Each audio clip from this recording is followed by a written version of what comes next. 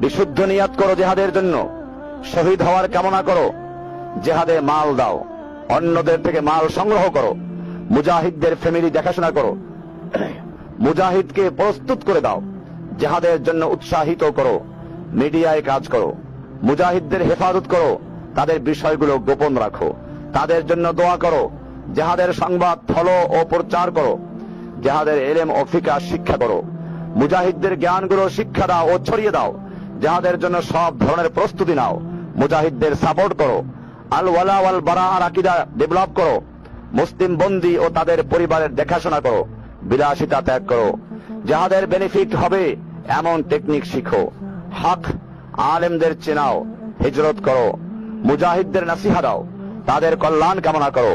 এই সময়ের ফেরাউন ও মুনাফিকদের মুখোশ উন্মোচন করো, যাহাদের নাশিদ বানাও, কবিতা বানাও, যাহাদের গজল তারানা জাহাদি জজবাত তৈরি করে এমন কবিতা তৈরি করো এবং প্রচার করো।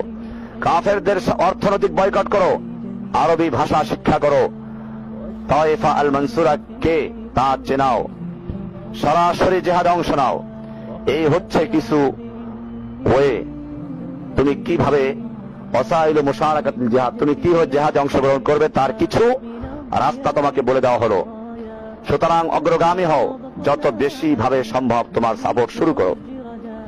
তুমি মুজাহিদিন এবং আল্লাহর পথে বন্দী এবং তাদের ফ্যামিলির খোঁজ খবর নিয়েছো কি? তুমি তোমার সব প্রয়োজন মিটিয়ে সুখে দিন কাটাচ্ছ, আর তারা প্রয়োজনগ্রস্ত নয় তো? তোমাকে আল্লাহ মুক্ত রেখে পরীক্ষা করছেন, তুমি আল্লাহ এবং তার রাসূল এবং ঈমানদারদের বন্ধু হিসেবে নাও কি?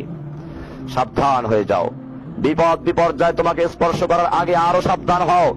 যখন আল্লাহ বলবেন, হে অমুক, আমি ক্ষুধার্ত ছিলাম, তুমি অন্ন দাওনি, আমি অসুস্থ ছিলাম, তুমি দেখতে যাওনি, তুমি আশ্চর্য হয়ে বলবে, হে আল্লাহ, আপনি তো রব পবিত্র, আমি কিভাবে আপনাকে খাওয়াবো বা দেখতে যাব? আল্লাহ তাআলা বলবেন, হে অমুক, আমার অমুক বান্দা ক্ষুধার্ত ছিল, তাকে খাদ্য দিলে তুমি আমাকে সেখানে পেতে। হে অমুক, আমার অমুক বান্দা অসুস্থ ছিল, তাকে দেখতে গেলে তুমি আমাকে সেখানে পেতে। সচেতন হও অনেক বেশি দেরি হয়ে যাওয়ার আগে। তুমি জেনে রাখো, বর্তমান জিহাদের জন্য যেমন মানুষ প্রয়োজন, তেমন প্রয়োজন অর্থের এবং মালের।